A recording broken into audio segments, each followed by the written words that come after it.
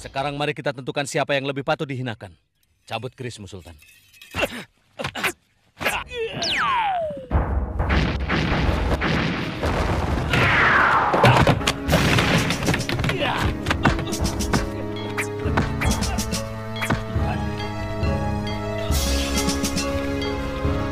Assalamualaikum warahmatullahi wabarakatuh. Salam silaturahmi. Melanjutkan episode sebelumnya, di mana ketegangan antara Pangeran Benawa dan iparnya Arya Pengiri yang kini menjadi Sultan Pajang telah mencapai puncaknya.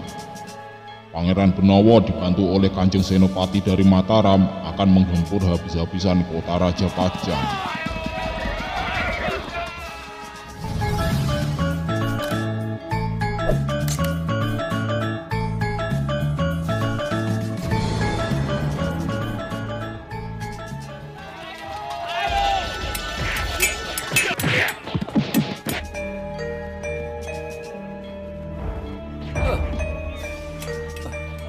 Saya akan memecah pasukan menjadi 2 belah. Satu langsung menyerang Pajang, satu langsung menyerang Kedaton. Maju!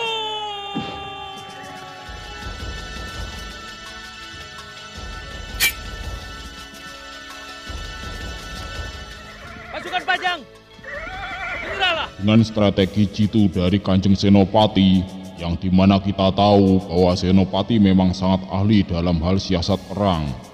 Dibantu dengan para pasukan Benawa yang gagah berani, maka dengan mudah mereka bisa mengalahkan semua pasukan Pajang.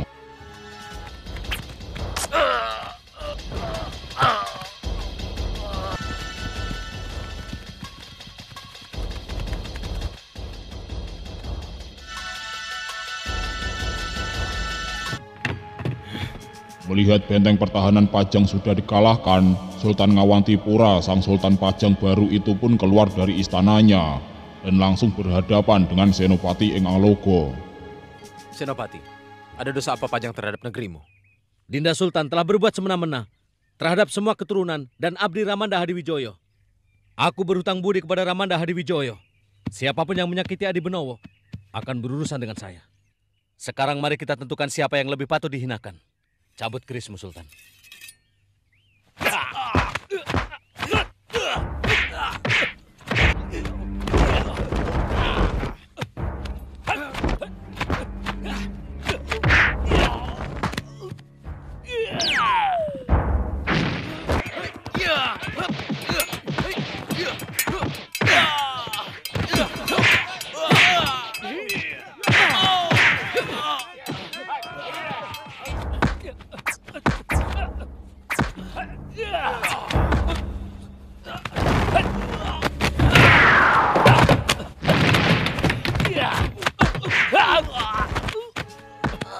Akhirnya Senopati berhasil memenangkan pertarungan melawan Sultan Ngawantipura, dan Pajang berhasil direbut kembali oleh Pangeran Benawa sebagai pewaris yang sah atas tahta Pajang. Namun Pangeran Benawa menginginkan tahta Pajang itu dimiliki oleh Senopati, tetapi Senopati menolaknya karena memang Senopati tidak menginginkan menjadi Sultan Pajang. Beliau masih ingin membangun tanah Mataram menjadi daerah yang makmur dan lebih berkembang lagi. Kalau Kanda tidak menerima permintaan saya, kami akan merasa berhutang budi seumur hidup saya. Tidak usah membicarakan lagi persoalan balas budi, Nger. Kalau Angger memang menginginkan ketentraman Pajang, tidak ada jalan lain kecuali Angger sendiri yang harus menduduki tahta. Akhirnya setelah didesak, Pangeran Benawa bersedia menjadi Sultan Pajang. Dan sebagai gantinya, Pangeran Benawa memberikan beberapa pusaka Pajang kepada Senopati untuk disimpan di Mataram. Terimalah pentahbisan Adi sebagai Sultan.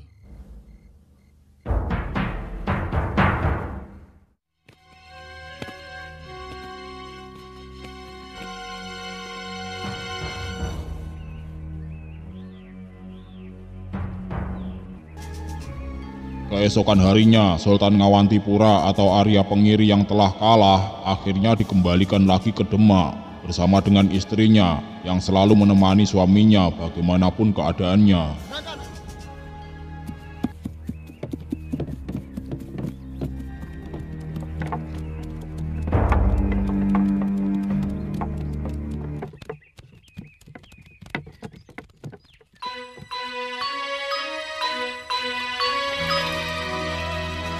Pada tahun 1586 Masehi, dengan disaksikan para sesepuh kerajaan, Pangeran Benawa dinobatkan sebagai Sultan Pajang yang ketiga dengan gelar Prabu Wijaya.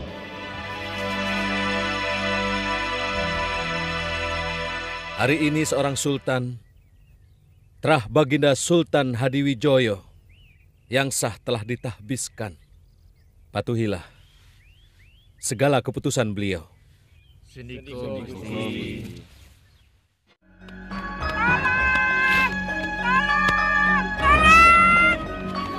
Ada orang mati di sana.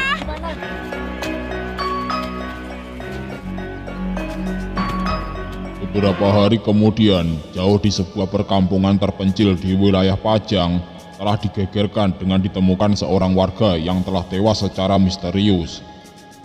Di desa itu masih sangat kental dengan hal-hal kemistikannya, dan sebagian besar penduduknya masih sangat percaya dengan seorang dukun sebagai orang yang mereka percayai. Mbah, cepat mbah, di rumah Bawon. Adalah sang pencipta, yaitu Gusti Allah Subhanahu wa Ta'ala. Sebenarnya di desa itu sudah kedatangan seorang ulama dari daerah lain yang memang sengaja datang ke desa itu untuk memperkenalkan agama Islam kepada para penduduk. Allah yang menjaga semua bintang gemintang di langit. Dan atas kejadian terbunuhnya warga yang tidak wajar itu, terjadilah pertentangan pendapat antara Mbah Dukun dan ulama pendatang itu. Karena Mbah Dukun berpendapat bahwa kejadian itu bisa terjadi karena akhir-akhir ini mereka sudah tidak lagi memberi sesajen kepada yang bau reksa, yang mereka sebut Mbah Buto Ijo. Sebelah barat. Persetan dengan ocehanmu, Kiai.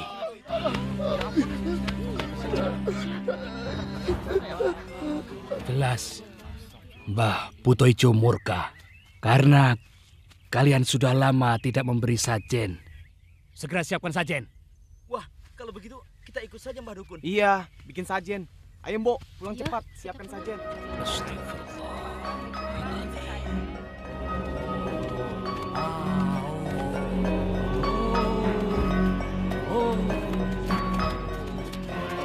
Mbah Buto Ijo yang bau rekso alas kidul. Akhirnya para warga pun percaya kepada Mbah Dukun, dan mereka bersama-sama kembali membuat sesajen kepada Mbah Buto Ijo. Sampai kemudian sesosok makhluk seram yang mereka sebut Mbah Buto Ijo itu pun keluar.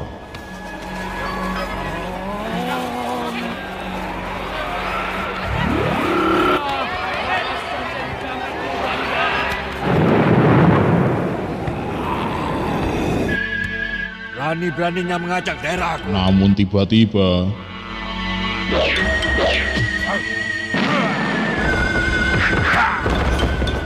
rupanya tiba-tiba muncul mayat hidup Mondosio, hingga kemudian terjadilah pertarungan yang sangat sengit antara kedua makhluk itu.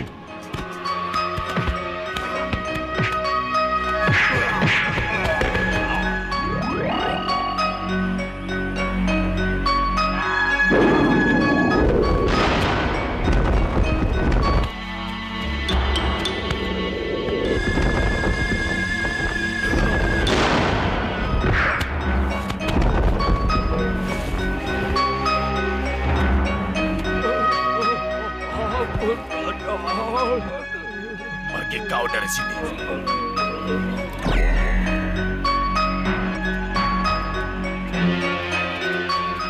Ampun, Mbah. Atas kejadian yang baru terjadi, dijadikan kesempatan Mbah Dukun untuk mempengaruhi warga, hingga para warga yang sebelumnya baru memulai belajar agama kini kembali kepada kesesatan. Bahkan mereka kini memusuhi ulama itu dan juga kedua muridnya. Kita sudah mendapatkan pengayom baru. Urusan sesaji, kalian tidak boleh lalai. Mengerti kalian? Ayo, kamu ikut upacara sesaji ini dan ajak gurumu sekalian. Saya mohon maaf, tidak bisa. Apa katamu?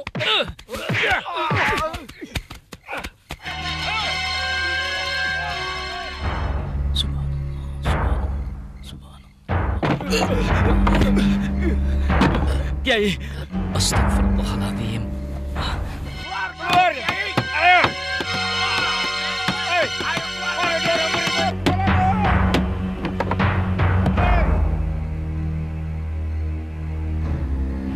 Apa dosa kami?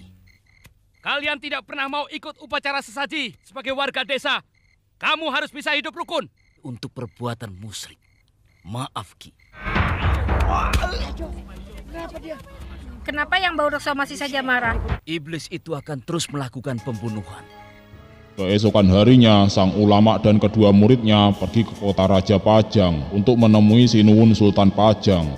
Apa iblis itu mengganggu mereka? Yang ternyata, ulama itu adalah kawan lama Kanjeng Sultan Benowo. Ulama itu menceritakan tentang keadaan desanya yang saat ini diganggu dengan adanya makhluk yang telah membunuh beberapa penduduk desa. Saya curiga, kalau iblis itu adalah pengganggu yang pernah membuat ketakutan pada beberapa kademangan di Pajang. Wujudnya mirip sekali dengan demang kembang sempol. Demang yang diangkat oleh Ngabai Wilomarto. Benar, Gusti. Mungkin dia itu menganut suatu ilmu hitam, hingga mayatnya pun masih mampu melakukan kejahatan. Dusun itu harus diselamatkan, Gusti.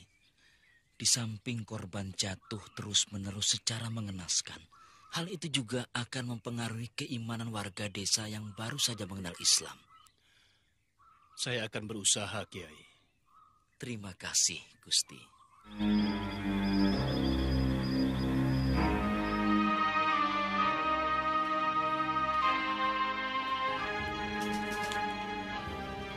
Sementara itu jauh di negeri Mataram, di suatu malam, tampak Sri Katon tengah melihat sesuatu. Sri Katon adikku. Rupanya itu adalah sepucuk surat yang dibuat oleh kakaknya, Nyai Basingah, yang isinya adalah Nyai Basingah memutuskan untuk pergi dari Mataram karena ada yang harus dilakukannya. Penyesalan kepada masa lalunya membuatnya diliputi rasa bersalah terus-menerus, hingga membuatnya tidak tenang. Karena itulah dia ingin mempertanggungjawabkan kesalahannya dengan melakukan sesuatu agar masalah mayat hidup Mondosio yang terjadi akibat perbuatannya bisa segera berakhir. Sri Katon adikku, ada sesuatu yang harus saya lakukan yang merupakan tanggung jawab saya pribadi. Tidak usah mencari saya, Sri Kanti.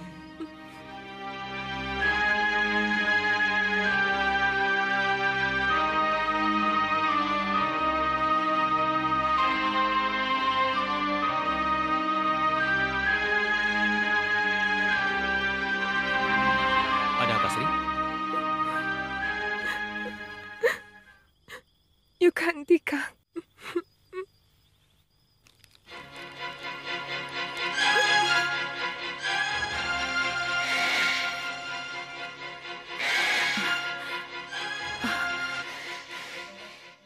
Sepertinya masalah mayat hidup itu harus tuntas, Adi Juri Mertan. Ger, temani gurumu. Hati-hati yo. Baik, Gusti. Keesokan harinya, Guru Surodipo bersama dengan Gundalini dan Margosira pergi untuk menyusul Sri Kanti atau Nyai Basingah. Karena menurut perkiraan mereka, Nyai Basingah pergi untuk menemui mayat hidup Mondosio. Paling lama 1 sasi, Nyai. Selama ini saya hanya mendengar keadaan rakyat dari laporan para pangre. Sementara itu di Pajang, setelah mendengar cerita dari sahabatnya, Kiai Sumolangu, yang beberapa hari yang lalu datang kepadanya, Sultan Benowo memutuskan pergi dari istana untuk mengembara, melihat langsung keadaan rakyatnya yang berada di pelosok-pelosok negeri Pajang. Dan juga dia ingin membantu menyelesaikan masalah makhluk halus yang diceritakan sahabatnya itu. Assalamualaikum. Waalaikumsalam warahmatullah. Pangeran Benowo pergi sendiri dan berpakaian seperti seorang pengembara biasa, hingga tidak gampang dikenali orang. Bahkan seorang tukang kuda di sekitar istana pun tidak mengenalinya ketika Sang Prabu memesan kuda kepadanya.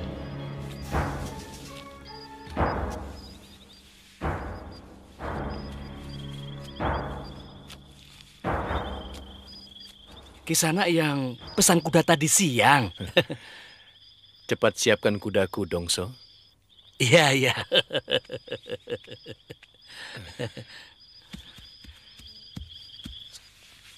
Kisana ini sebenarnya mau kemana? Saya mau ke Wonogiri. Wih, adoe. Selamat jalan ke sana.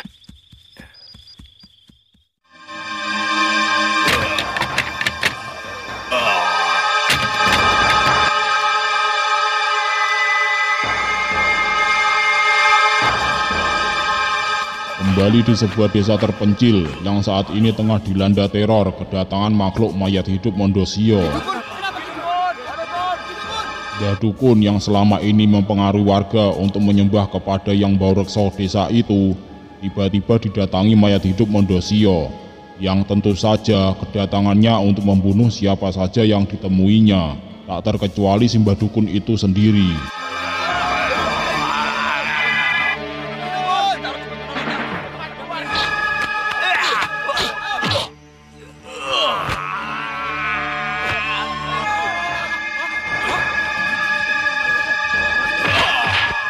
Akhirnya, si Mbah Dukun yang keras kepala itu pun harus tewas oleh makhluk yang dipuja-pujanya sendiri. Pada suatu hari, diperlihatkan di sebuah desa yang makmur, tetapi rakyatnya sangat menderita. Karena pemimpin desa itu, Ki Bekel, bertindak semena-mena kepada rakyat kecil. Mereka menarik pajak sangat tinggi kepada rakyatnya dan tidak segan-segan untuk merampas paksa harta rakyatnya yang tak mampu membayar pajak. Membayar pajak itu kan sudah menjadi kewajiban toh? Ampun Ki Bekel. Kami mohon maaf Ki Bekel. Pan kami gagal. Lantas? Kami mohon keringanan. Itu kan raja kaya milik kalian. Itu saja diserahkan. Saya tidak mau tahu. Hah?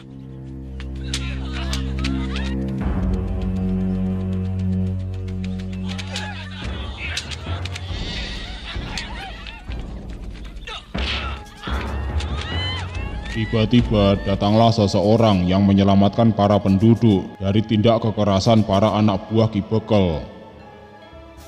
Rupanya yang datang adalah Sultan Benowo, yang tentu saja orang-orang itu tidak ada yang mengenalnya bahwa yang datang itu adalah sinuwun mereka.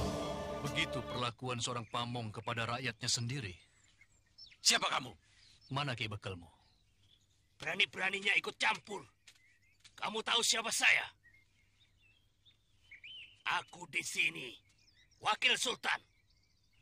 Mestinya Tuan harus mampu mendengar keluhan dan jeritan rakyat Tuan. Kamu itu tahu apa? Kurang ajar. Hah!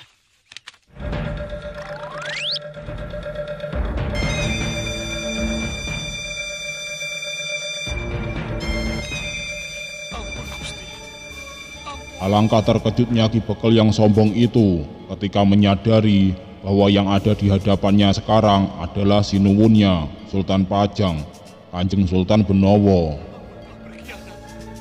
Terhadap amanat Gusti. Sinuwun.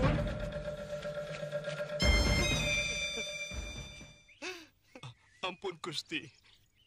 Ki Bekel, kalau kau sekali lagi berani mengkhianati tugasmu, kau akan kutangkap dan kuseret ke Pajang. Ki Bekel, hamba Gusti. dan kembalikan semua raja kaya milik rakyatmu. Daulat Gusti. Daulat Gusti.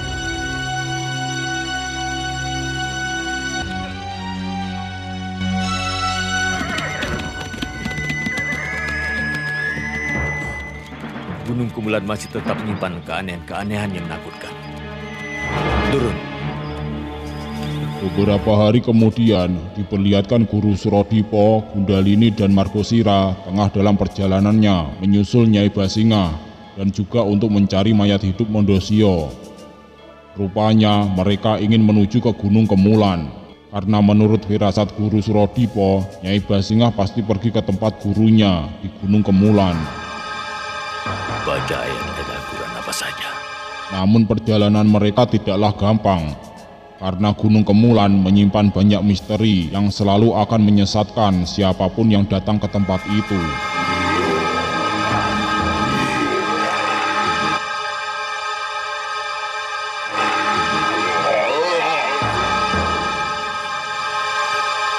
Alhamdulillah, kita berhasil kembali ke alam kita. makhluk halus alam wingit ini membalikan mata kita.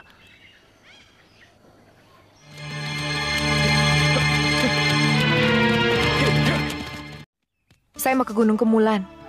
Sementara itu di Mataram, diperlihatkan Sri Katon yang tidak mau sendiri menanti kabar tentang Mbak Yunya. Dia juga memutuskan untuk pergi untuk mencari Nyai Basingah sendiri.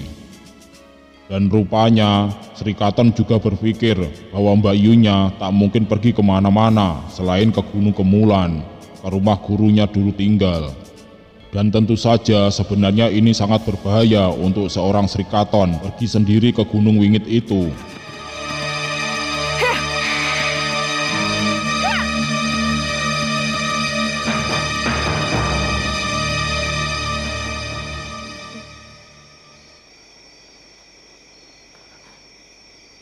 Saya mau minta tolong menginap semalam saja, Bi. Ayo.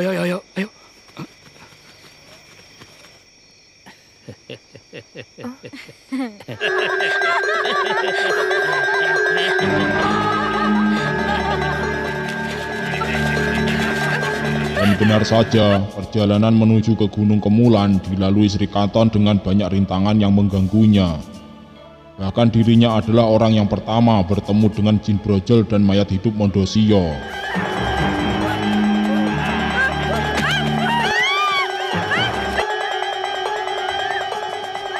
Beruntungnya di sekitar tempat itu, Kanjeng Sultan Benowo kebetulan sedang berada di tempat itu.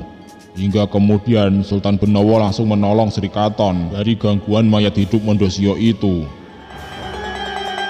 Lepaskan gadis itu di sana.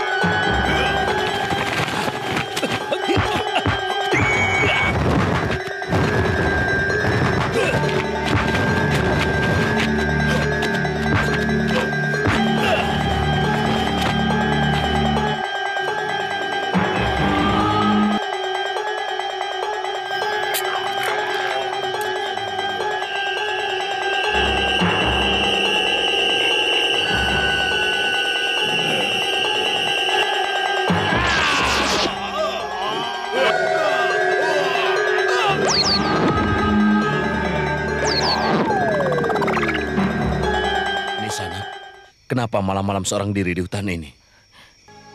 Saya kemalaman di sini. Gunung Kemulan akan menjadi akhir kisah film ini. Semuanya telah berkumpul di sini dengan tujuan yang sama, yaitu menghancurkan tubuh Mondosio yang dikuasai oleh jin brojol dan teman-temannya. Malam hitam, langit gelap. Basingah namaku, Basingah panggilanku, larut dalam tenung, larut dalam mantraku. Datang. Dengan panggilan ilmu kembang bangkai sepasang yang dilakukan Nyai Basingah, maka datanglah mayat hidup Mondosio. Yang kebetulan Guru Surodipo pun sudah berada di tempat itu. Hingga kini Guru Surodipo melihat sendiri mayat Mondosio yang tubuhnya masih utuh meskipun sudah tidak bernyawa lagi. Mondosio.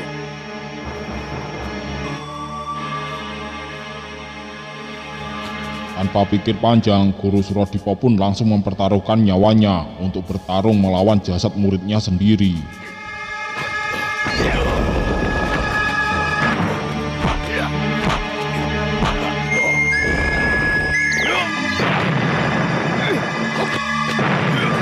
Dia benar-benar bukan manusia. Ternyata mayat hidup Mondosio teramat sakti, sehingga Guru Surodipo dan juga Gundalini sangat kewalahan melawan siluman itu. Sampai suatu ketika Guru Surodipo yang terdesak terkena serangan fatal dari siluman itu, hingga membuat sang guru harus tewas di tangan jasad muridnya sendiri.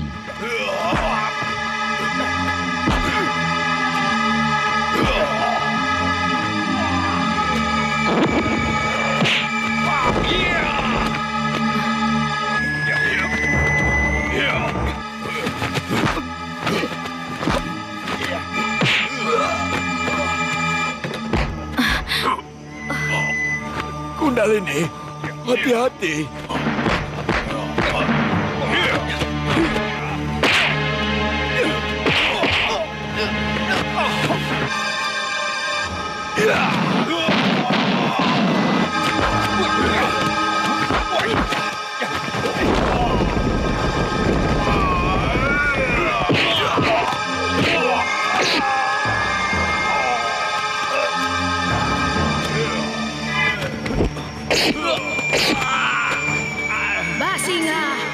gigit kaki kanannya. Ambil besek. Melihat Gundalini yang hampir celaka oleh siluman Mondosio, Nyai Basingah tiba-tiba mendengar seruan dari gurunya yang menyuruhnya segera menyerang tubuh suaminya itu.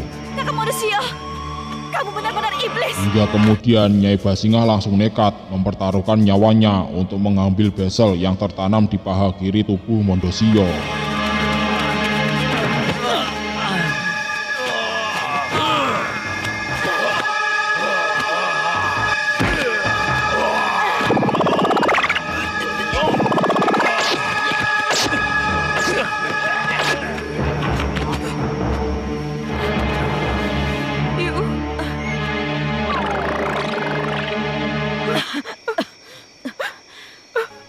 Akhirnya siluman Mondosio berhasil dimusnahkan, tetapi Nyai Basingah sendiri akhirnya juga harus tewas malam itu. Saya bahagia. Gundalini. Singa. Wosorodipo, semoga dosa-dosamu diampuni Allah. Kiai Sumolangu,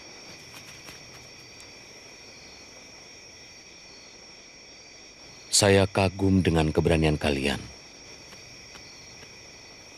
Sri Katon, Mbak Yumu itu telah membuktikan keberaniannya.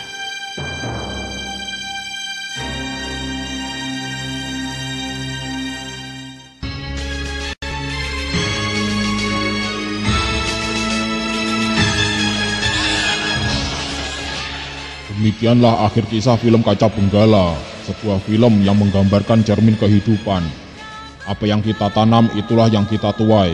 Bila baik akan berakhir baik, bila buruk akan berakhir buruk pula. Terima kasih telah menonton dan sampai jumpa di film lain selanjutnya. Wassalamualaikum warahmatullahi wabarakatuh. Salam silaturahmi.